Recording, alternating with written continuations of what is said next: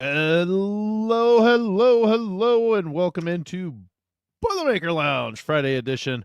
I am Sam Sprunger, as always, joined by the All-American Grant Flora. Grant, how are we today? We're doing all right.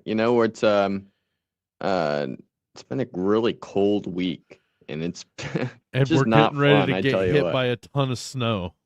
Yeah, so it's that's crazy. Actually, at the time of this airing, I will probably be in Michigan at a track meet, so that'll be fun. Um but yeah, it's been kind of crazy. I'm kind of busy, but a loss also doesn't help that by any means. Yeah, talking about the trip to Westwood the other day on Tuesday night for the Boilermakers. 69-67. The Boilermakers get outscored 8-0 in the last minute and 32 seconds to fall to the UCLA Bruins. And Grant, the first thing that their coach talks about is that he complains about the schedule. I don't get it. I thought that was crazy. Yeah. I'm like, seriously, you just beat Just one of if not the best teams in the Big Ten and you're complaining about the schedule. just beat the number 4 team in the country, and the first thing he says is, I want to thank the Big Ten for scheduling 5 of our first 7 games on the road and then have us coming back home to play the team that's picked to win the league. Well, you beat them. Just Yeah. stop. But anyways, an 8-0 run over the last excuse me, minute 32, 3 possessions, 2 threes and a 2 and a dunk, I believe it was, seals the fate for the Boilermakers. They looked really good at times, but they didn't look great at other times. Grant, what is your overall thought about the game on Tuesday? Yeah, I honestly thought there were several different concerns. Um, some things that I think can easily be dealt with, but still a lot of things I did not really like in that game. Um, for one thing, just talking offensively, I thought there were a lot of times where Purdue just kind of went in and tried to score one-on-one on their defender or even one-on-two, just kind of thinking their talent and offense was going to be better than whatever defense UCLA was putting up. And, Purdue's talented for sure, but like I just thought they could have done better things. Like they took some shots that were tough early in the shot clock when they could have gotten that shot at any time. UCLA had all those blocks early on, and like, yeah, good defense from UCLA, but like Purdue was asking for it. Some of the Mm-hmm. shots they were taking, it's like, why? It's not like UCLA had these massive athletic plays. They were just in the right spots. Purdue tried to score over them anyway, and they ended up getting the shot blocked. So it was like that was kind of frustrating offensively, and the defensively UCLA ran. They played well, but they ran some of the same actions over and over again, and Purdue just never found a way to solve them. If they're gonna keep working, you keep running them until it Mm, doesn't, and that was a concern of mine, is I kept seeing the breakdown of the defense that led to open shots, that led to, led to just some some things that, allowed UCLA back into and then to remain in the game. Purdue got that early 12-point lead. I believe it was 25-13, I think, or something like that along I the remember lines. 27-15, There we but go, 27-15. That's what. it's But that same range, someone there, and you felt like maybe with the way they were doing things, they had gotten that lead, and they might be able to hold on to that and just keep the Bruins at arm's length, and just. Uh, but some of the shots for in that first half started falling for excuse me, uh, UCLA, and they ended up shooting 50% from the field for the first half, and that was allowed them to get back in the game. And you can't say anything about the free throws or anything like that. It literally was, because there was only one free throw attempted, and it was a miss by UCLA. So, but it was a half that it seemed like to me that Purdue felt like they got the lead and they were just going to hold on to it, and then they started reverting to the, oh well, we're going to try to score when we've got when we're obviously out of position, or one on one, or things like that. There were a couple of times that I'm sitting here yelling, and obviously they can hear me, but I'm yelling at the TV, pull it back. There were two fast breaks that they had a 2-on-1 with a trailer, with a defending trailer, so there wasn't really an avenue to feed it to the other guy. Just pull it back. You don't have to that, or you go full force into the guy and force him to foul you. And they tried to get cute with it, and they got it blocked away. There were a lot of poor decisions that allowed. And don't get me wrong, UCLA shot, or played well enough to win the game. But at the same point, it felt to me, Purdue was doing a lot to kind of say, you know what, stay here with us. Yeah, when Purdue went up by 12 and they kind of had the timeout and stuff, I knew it was important, kind of a big juncture in the game, because I thought Purdue had a chance to really seize it and kind of, Right. maybe not run away with it by 20 or 30, but like kind of keep that distance. UCLA at arm's length, like you said, and kind of just keep their spirit down a little bit. Instead, UCLA goes on a massive run, and next thing you know, it's a one-possession game. And so that was a huge part of UCLA even having a shot in this game. But I saw a lot of the same things you saw, like some of those fast breaks where they should have pulled it out. And even defensively, like, we can talk about the last possession. That one's going to be one I think that we'll want to analyze a little bit more. But like that action with you're the talking, right? The last defensive possession. Yeah. Yeah. That action with the Bilodeau pick and pop was killing them all game long. And then Donovan Dent, like, I thought CJ Cox was doing a pretty good job on Dent, at least better than anybody else was, and Benter too when he was in the game. I thought those two were kind of defending him the best. And yet I thought Purdue was switching off of him a lot. I mean, within the possession, but even like there were times where they put Braden on him. And Braden's a decent defender, obviously. We've seen him do well, but like against Dent, he didn't have really the size or the physicality to make it tough enough for him. Dent was making tough shots, so you got to have somebody who's probably bigger than him, more like a Cox or a Benter. And I thought they just kept kind of switching up those matchups when they had some things that were working that they didn't stay with enough. And so that was kind of frustrating. And obviously Dent ends up having a big game. And there were some other guys too. Like UCLA made a lot of tough shots, especially in that second half where it kind of got going back and forth. But I just thought Purdue defensively didn't make enough adjustments, and they didn't stick to what actually was working. They tried to get away with some other things, and they couldn't do it. They couldn't get away with it. Well, and we're it sounds like I'm saying a broken record. Shots aren't falling. It makes it awful hard to win ball games, especially when you're getting teams' best. And we talked about it on Tuesday morning. That it just always seems like these players that have maybe been struggling come out and get better against Purdue. And obviously it seems that way because we watch all the Purdue games. But at the same time, Donovan Dent hadn't been blowing up at all. He'd had some decent games, but not anything to say, yeah, there's the guy that we thought could be maybe potentially a player of the year in the Big Ten. Like, that was the talk when he transferred into UCLA is, Braden Smith might have somebody to battle with over being the player of the year, and along with Yaxel Lindenberg from Michigan. But like, Donovan Dent was in that talk, and he just hadn't been performing. And here he comes out, he's 10 of 18 for the game, 23 points, 13 assists, and only 2 turnovers. Them's Braden Smith numbers.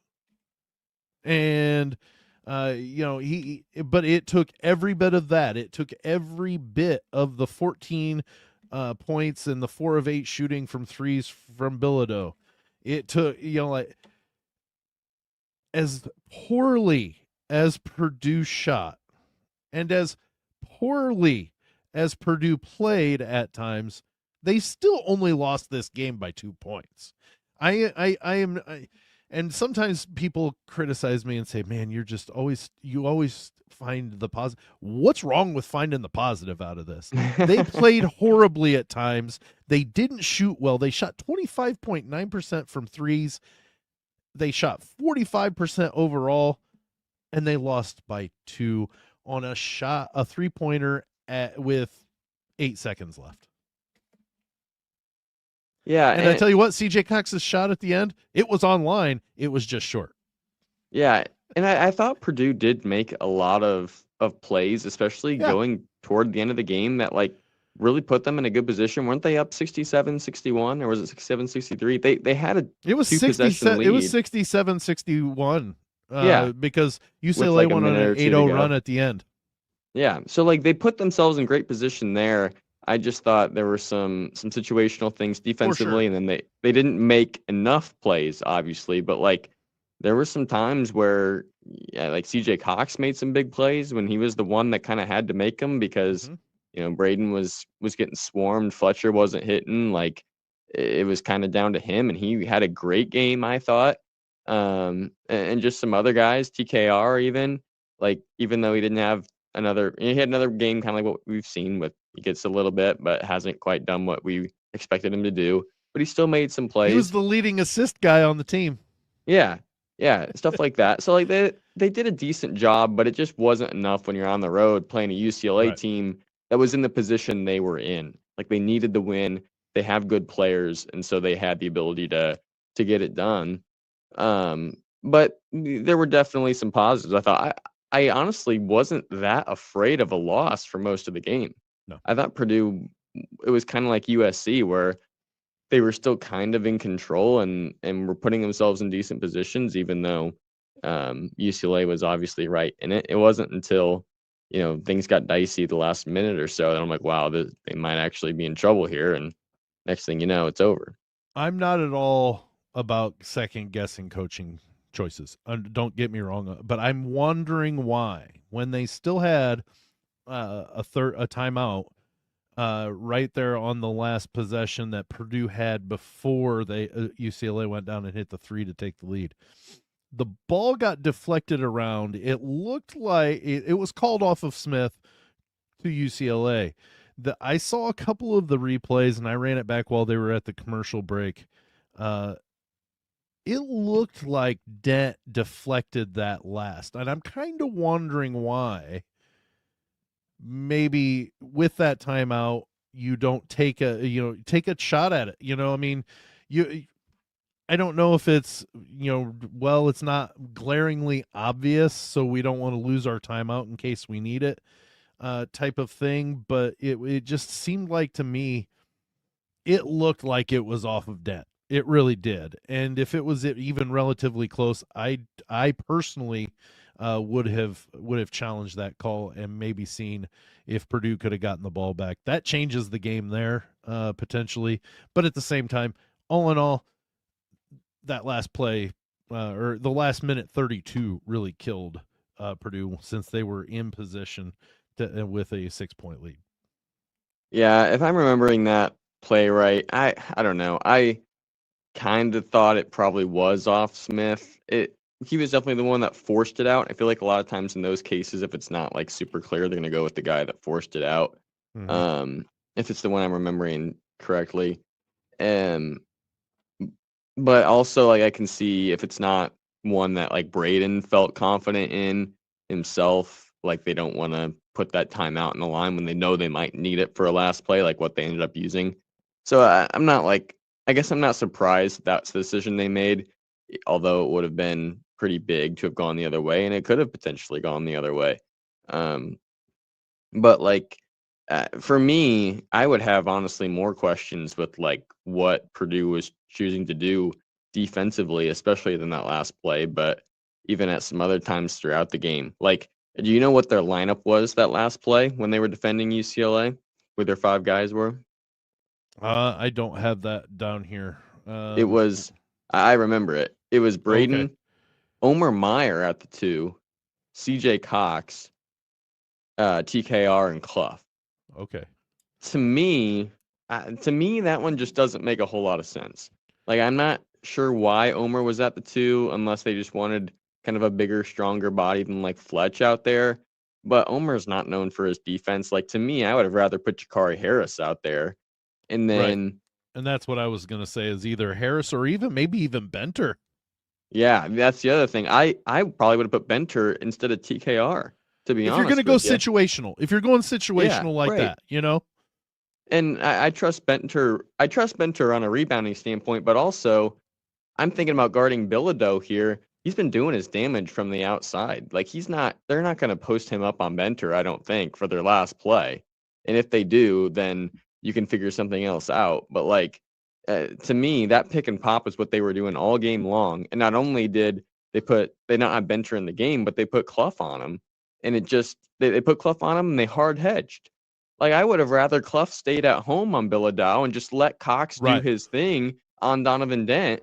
Instead, they have the hard hedge. It just leaves Bilodeau open. Nobody can rotate there. TKR, Clough, nobody. Just gives them a clean look from 3 to kind of UCLA's ideal guy to shoot that shot outside of Donovan Dent. So I don't know. I really was disappointed with how that play went, because as soon as you saw Bilodeau and Dent kind of doing that action, you could see the You knew it was writing on the coming. wall for what was You going knew to it was happen. coming. Yeah. It was just a And matter of whether he hit it or not.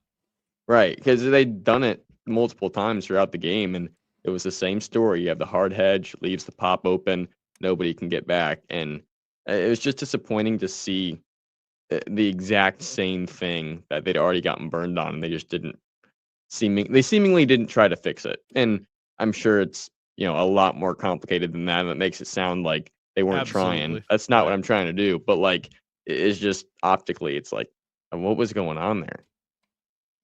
Yeah, it's very easy for somebody to look at a game after it's done and go, well, this should have been you should have done this differently, this differently, this differently. Well, that's really easy to say after the fact. While you're in the middle of it, it's a lot harder and more of a got to play by kind of what you're seeing, kind of gut feeling, kind of all those things. And you know what? I'll never second guess.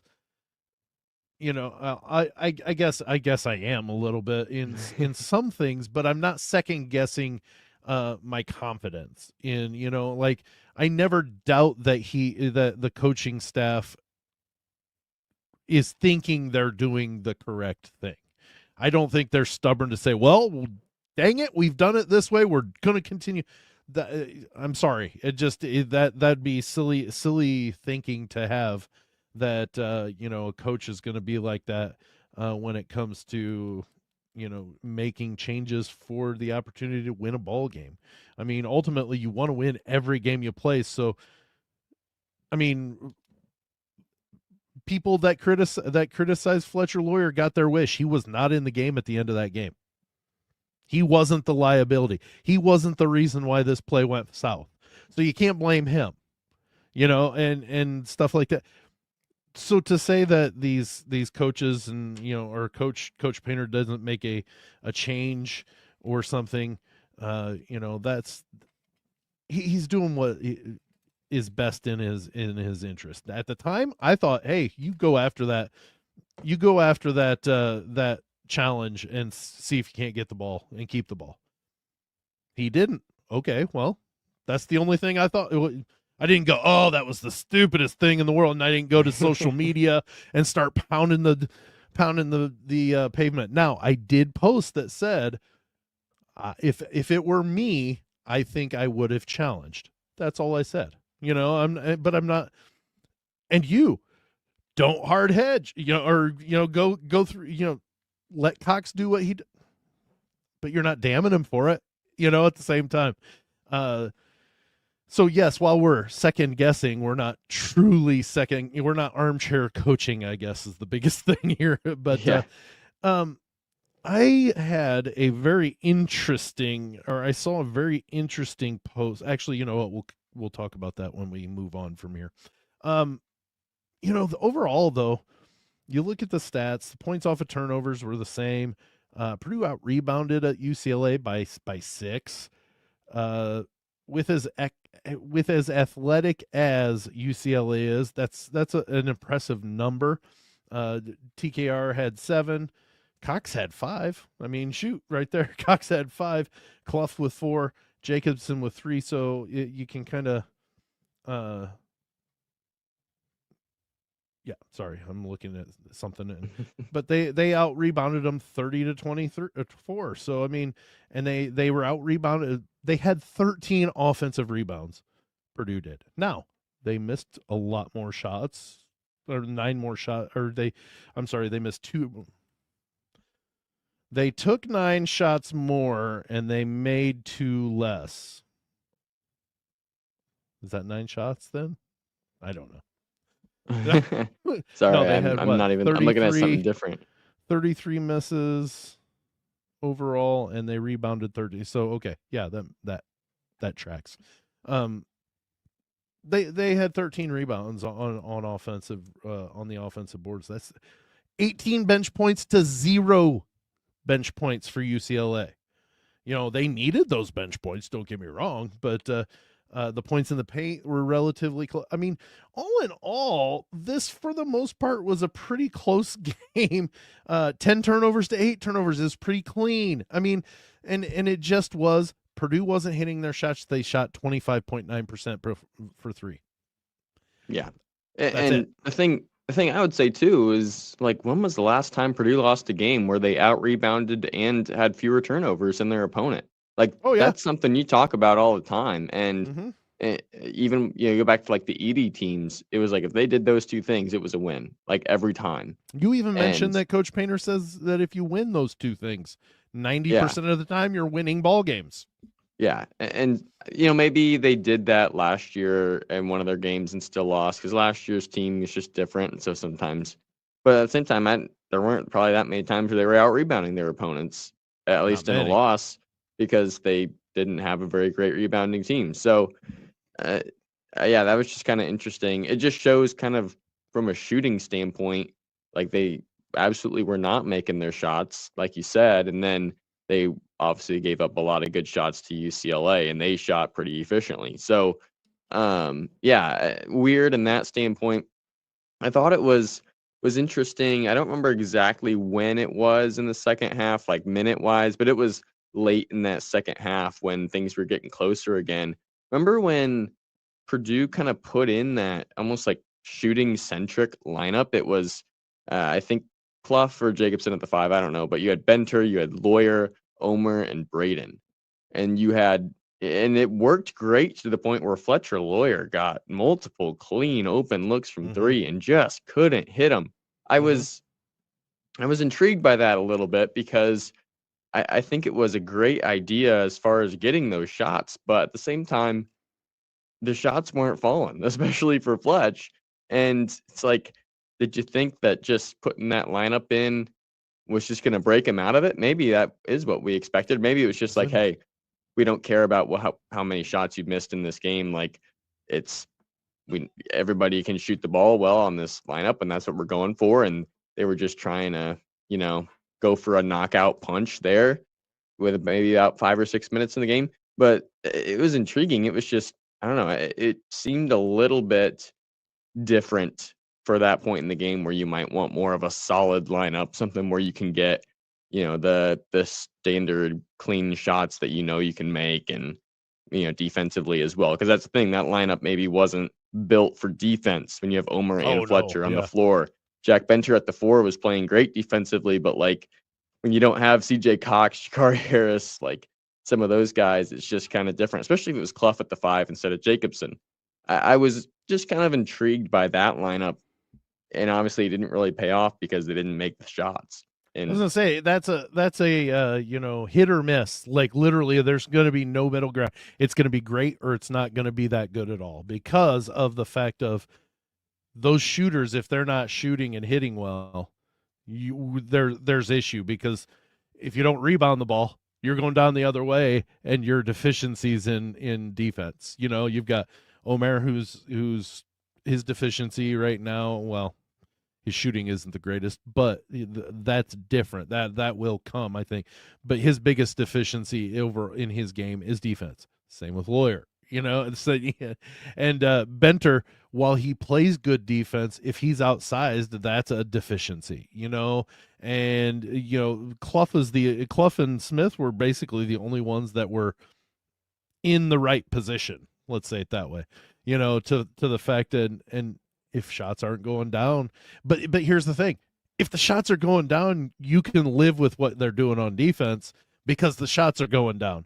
And you're right. I think maybe it was an experiment to see. Okay, how well does it work? Are they getting clean shots? Not necessarily whether it's going down. Are they getting clean shots? And they were getting some clean looks during that time, if I remember right. They were getting some shots, and like you said, Fletch had 2 wide open ones, and he was 1 of 6 for 3. 1 of 6. That's a rough number to take, but I've got an interesting little tidbit once we start doing the Illinois talk. But overall, this was very un-Braden Smith like Braden Smith game. 4 assists, 4 turnovers. Second straight game that he's been almost even with his turnovers to his assists.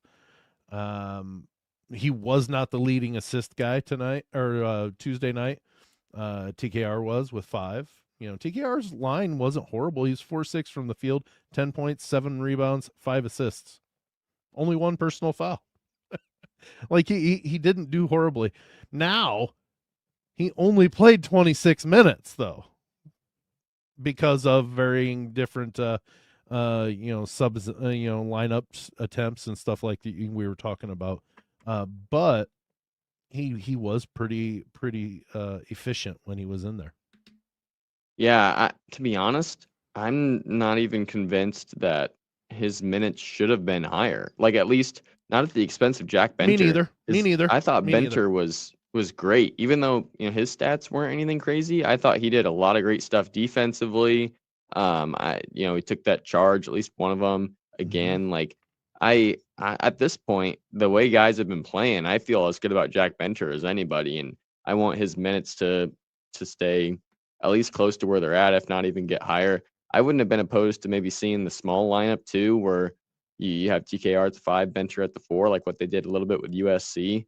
I don't think that the size differences would have been the end of the world, and I think they could have potentially exploited some things on the offensive end. I'm not ripping anybody about that. I just think it could have worked, and right. I'm just making the point that Jack Benter is playing great, and I didn't like you said, TKR had pretty good stats. I wouldn't have wanted him to play 4 more minutes and take away Jack Benter minutes, though, because of just the way Benter was playing and what he was doing. But yeah, TKR, it's hard to argue when you've got 10, 7, and 5, even though, and he was 4 of 6. Like, he was efficient. He just wasn't used as much. Both of his misses were 3s. So yeah, he did well. Braden, you mentioned Braden. I didn't think it was a terrible game, but it was just another game where he kind of sought more of shooting instead of passing, and he just didn't make the shots as much. He made some tough ones, but you look at the numbers, 5 of 13 from the field, he missed a lot. And when you have Fletch that misses and some other guys as well, it's just doesn't end up being enough. But it was just kind of weird overall, some of the stuff that we saw. But I think the point about you can look at this as, wow, this team was up 1 with 20 seconds left and on the road against UCLA, and UCLA played well. At least their starting 5 did. This was not a mid-tier UCLA performance. Even guys like Trent Perry and Eric Daly were pretty big in this game, both in double figures. So it's definitely, you can take positives from it, but you've got to see some major changes going forward as far as being able to fix some of these concerns, especially defensively. If that doesn't happen, then it's going to be hard to, conceive a Big Ten championship, let alone a national championship. Yeah, and I don't disagree that this could be, there are concerns. We've had concerns all year long, even during the 9-game winning streak that they just ended. So let's not take it to the point that we thought everything was peaches and cream up to this point. Excuse me.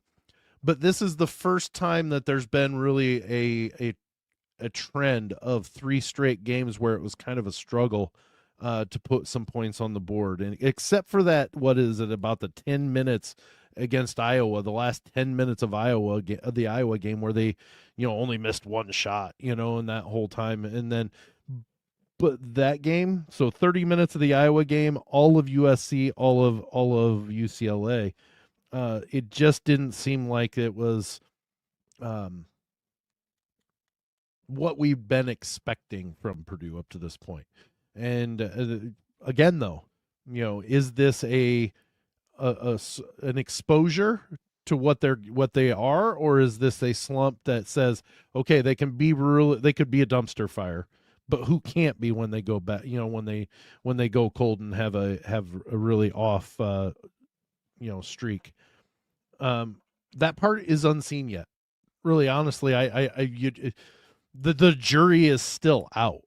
And so that's why I've been saying that this next game, and let's transition from that loss against UCLA to Saturday's game against Illinois, when the number 11 Illini come into Mackey Arena, 3 p.m. on Fox on Saturday.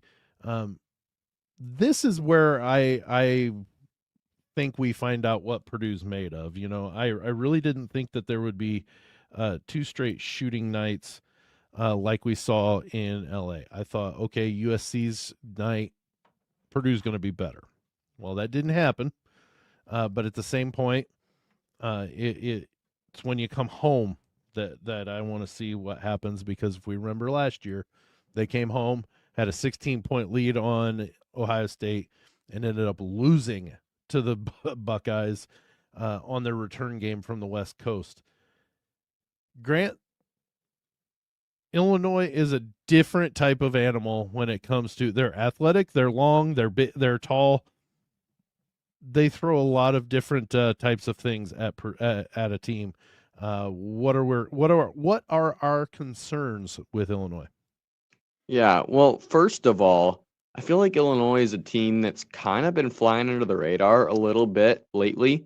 Like when you think about the 16-3, Big flying Ten. under the radar. Right. Well, and that's exactly the Right. point. Like their record's pretty good, but like you've been looking at Michigan and Purdue and Nebraska and the Big Ten, and they're the top dogs. And now you look at the standings. Illinois is right up there, tied for second behind Nebraska, who's undefeated in the conference, and then you got Michigan, Michigan State, Purdue, and Illinois that all have one loss. Their losses are not bad. They lost to Nebraska, which looks a lot better now than it did when it first happened. Right. They lost to UConn, and they lost to Alabama. Like, they don't have any bad losses. They've beaten some teams like Tennessee, and they have a lot of talent on their roster. So, like, this is a bigger game, I think, than what anybody's really thought about. Like, heading into a week or two ago, nobody was really looking at this game, I feel like. Like, for Purdue, it was the West Coast. Yeah, okay. Sam obviously is always. I've mentioned it since we looked at the schedule coming out. That's right. That's right. Well, like I feel like even like other media, other people, like they're not looking at this game as this like blockbuster type matchup, and they really should, because of what Illinois has been doing. So, yeah, this is a big time team, even though it's at Mackey, and then. That's a big advantage. That's a big advantage. Yeah, it really is. That is for sure, especially when Purdue is trying to come off a loss and rebound. Right. Being at home is huge. But this is a balanced Illinois team. Like, you've got Keaton Wagler, who leads the team in scoring, just under 16 points a game. You've got Tom Ivisic, who is their 5th leading scorer at 10.4. Now, Kylan Boswell is likely, I think he's confirmed to be out for this game. I think you're right. He is their point guard. I believe Jake Davis is who they started in his place in their last game, who's listed as a forward, but he will. So it looks like they're kind of shifting to that bigger lineup where Wagler might play the point with Stojakovic at the 2, and then you have Davis, Markovic, and Ivisic in your starting five. So that will be interesting to watch. But I think the problematic players that Illinois brings are Stojakovic and Markovic, and Wagler as well. So like Boswell, while he's a loss because he's a good point guard that can score and is talented and is old as far as being experienced. Right. It's still like you look at defensively. I have a hard time seeing Purdue dealing with Stojakovic and Markovic well, not to mention the Ivisic brothers in the post. Yeah, because the Ivisic brothers are both over 7 foot, so that means they sub one out for the other. They're not losing anything in size. They're just basically, here they are, and you're gonna have to deal with a 7-footer. Now the nice thing is Clough is 6'11". He's close to that size. Is he as athletic and versatile? Maybe not, but you know what? He still can bang around with them. He can hold his own. And then you actually have a height advantage when Clough's sub comes in. Now my question is does Purdue try, even think about trying that small lineup where TKR's in the 5 and they try to run them out? I mean, I'm not suggesting they do it, but like this game is important for the shooters. It really is. We were talking to Dustin Schutte. He and I have a group chat, and he says he really feels that Purdue's going to have to shoot a high percentage from 3. I don't disagree with him. It's doable, but I think there are situations that have to present. They're going to have to hit and they've got to be in the right situation. Does smalling down the lineup and going a last season style lineup where TKR's playing the 5 and they just start running the daylights out of them and seeing if they can't push it that way? I don't know. Yeah, well, I honestly, I'm not sure that it's likely we see that. Not because it wouldn't be good, just because I think that would be a pretty big risk for Coach Painter to take. Now, if Purdue's having trouble and they get to the second half and they're down double digits, they definitely could do something like that, and just to try and switch things up. But I mean, if I had to guess, I'd say it's not likely we see something like that unless they're in that situation. But I do think they're going to have a really hard time slowing down this Illinois offense. I really do. Now, being a Mackey again will help, but like the thing about it is you have the Ivisic brothers, who I think both can shoot the ball. At least Tom can to some extent. Like, so those guys are going to stretch out the 5s and cause them to move out and guard, which then hurts the rebounding.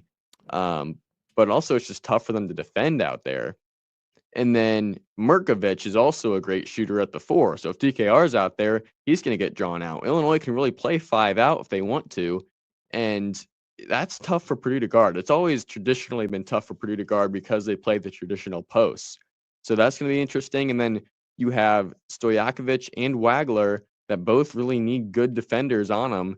And so I'm imagining that CJ Cox will be on Stojakovic and Braden will be on Wagler with then Fletch guarding Davis, which this is where Boswell being out really helps, because I think Boswell was in, Braden would be on Boswell, and you would have Fletch having to deal with either Wagler or Stojakovic, and that would be a really difficult matchup. Instead, Davis is in, who's averaging like 4.6 points a game, and while he probably has some size compared to either Fletch or I mean, obviously Fletch or Braden, it's not as concerning because he hasn't put up the numbers that the other guys have.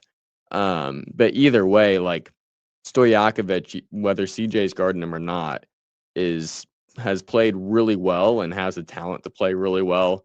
And then Wagler has been their leading scorer on the season. So it's like no matter what, Purdue's going to have their work cut out for them in the backcourt, not to mention the matchup issues that Illinois can present them in the front court. So I'm looking at just the 3-point shooting here. Honestly, I've been just looking at it because you talked about Tommy Ivisic. He is 6 of 71 from 3. So as a 7-footer, that's pretty darn good. His brother is 21 of 57, so actually a little bit better of a shooter. Excuse me. You talk about Jake Davis, who's only averaging, 4.6 points a game. He's hit 10 more threes than Stojakovic. He's hit 10 more than Stojakovic. And you talk about Stojakovic as being, a great scorer, and he is. He's averaging 14.4 points a game, but he doesn't do it from threes necessarily. He does it in different ways. Now that's not saying he's not capable, but he's 15 of 54, whereas Jake Davis is 25 of 58. So like they're shooting about the same amount, and Davis has hit 10 more.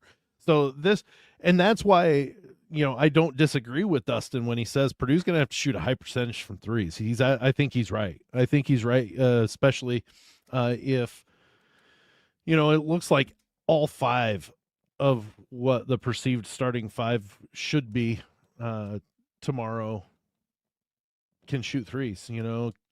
Wagler is 41 of 104, so he's shooting just under 40%. That's a heck of a shooter. So you've got a lot to deal with out there, and that's just the threes that we're talking about. We're not talking about necessarily. I mean, Stojakovic is 100 field goals made, 100 of 195. So he's shooting a very high percentage as well. So it's definitely a game where Purdue's going to have to do some things better than what they have been in the last 3 games. Yeah, and again, this is why I think Boswell being out is so huge, because Absolutely. Davis, well, even though he is 6'6", he's very much a pure shooter in a lot of ways. Like he's shooting the ball really well from 3, but like he's not averaging that many points. Right. He doesn't get to the free throw line hardly ever. Like he's 3 of 4 on the season from the free throw line. And I'm trying to find. He is 5 of 9 other than threes. Yeah, and like he gets 1.7 rebounds. Like he feels like the perfect person for Fletch to guard, because he's probably not going to bully him in the paint. Yeah. Which is huge compared to like if Boswell was in the game and you had to put Braden on Boswell. Now Fletch is probably dealing with Wagler, and Wagler is 6'6". He can shoot the ball, but he can also score on the inside. Like Wagler's going to be a really hard matchup for Braden or whoever ends up guarding him. Maybe they put CJ Cox on him and they try and put Fletcher Braden on Stojakovic. Either way, they're in trouble. But it's a lot better than if you had Boswell in there. So, yeah, that will certainly be helpful. Interesting to see. But either way, I just have a hard time thinking Purdue's going to slow down this Illinois offense consistently. So they're going to have to be able to outscore them at some level. Now, maybe they can hold Illinois to 75 points, and then they can get to the 80 or 85 mark and they end up winning the game. But like this is an Illinois team that averages 85 points a game, and they're not playing nobodies either. So, right. Yeah, I think all of that, to Dustin's point of the 45% or better, I think definitely makes a lot of sense when you look at the numbers. Well, it's definitely going to be an interesting game to see a couple of different things. I guarantee you, no matter the outcome, you're not going to hear Coach Painter complaining about having to play Illinois coming back from the West Coast trip. I guarantee you're not going to hear that. So, but no matter, that's win or lose, doesn't matter. Doesn't matter. But I think it does have to do with how they rebound from getting back from the West Coast and not letting any sort of fatigue or any sort of travel fatigue get to them. They could be playing Northwestern, and I'd be concerned about how they going to perform. No offense, Northwestern, don't come. But my point being is it doesn't matter who they're playing. I'd be concerned about what they're going to look like coming in from that trip west. That's number 2, and how they rebound from shooting. They've been in a funk. And I told you I had a stat here, and let me pull it up real quick. Sorry, it's great shows right here by doing this. Checking out. There it is. So Greg Waddell. Let me I may even share it. Grant, let's do that. I'll even share it. How about that? Sounds Greg good. Waddell put out a formerly known as a tweet. Let's see here. There we go. And share. And we're going to put it to the thing here. And so let's take a look at this. Fletcher Lawyer slumps of shooting less than 30% in a 6+ game, 6+ games, and what's next? So sophomore year, 6-game slump. He was 6 of 24, 25%. Next, 11 games, 25 of 50, 50%. 8-game slump, 5 of 20, 25%. Next 10 games, 19 of 32, 59%. Last year, 8-game slump, 9 of 29, 29%. The next 9 games, 22 of 46, 48%. His last 8 games this year, 13 of 51, 25%. What's coming next, Grant? That's the question. Yeah. He is another big proponent of, he doesn't call it water finds its level. His term is positive shooting. What is it? Positive shooting correlation. I can't remember if that's what he calls it, but I'm pretty sure that's the terminology positive shooting regression. That's what it is.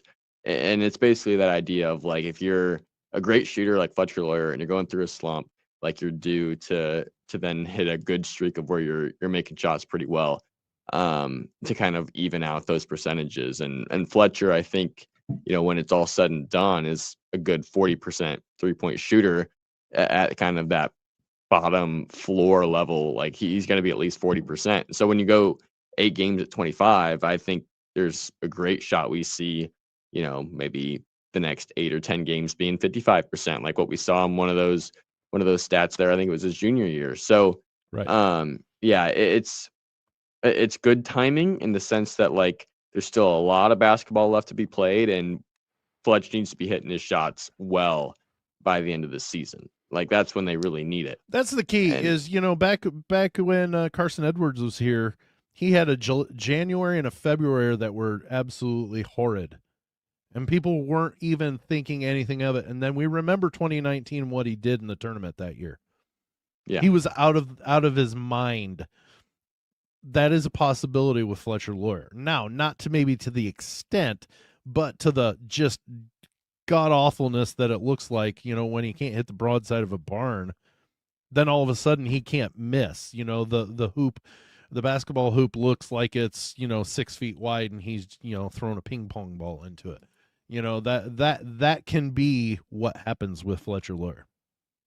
Yeah, I mean, and you think about the last 2 NCAA tournaments, like his sophomore and junior year, he was hitting really well, both of those runs. And so, I'm not concerned about where Fletch ends the season. It's just like, it would be really nice if he got out of this slump soon, because they got some big games coming up. And every game that he continues to play like this, it just becomes hard for Purdue to win. Like they can do it, but like, they just have to kind of grind it out. Eventually, you do that enough times, you're going to hit a game where you stumble and you fall. And that's what we saw with UCLA. So, but this is the game, not only because it's at home and not only because they're coming off a loss, but because they're playing a great Illinois team that if they can find the good shooting and they can find ways to defend when we don't really expect them to defend well, and they come out and they get a win against Illinois, even if it's a 1-point win, or if they find a way to win by double figures, like that's going to boost their confidence a lot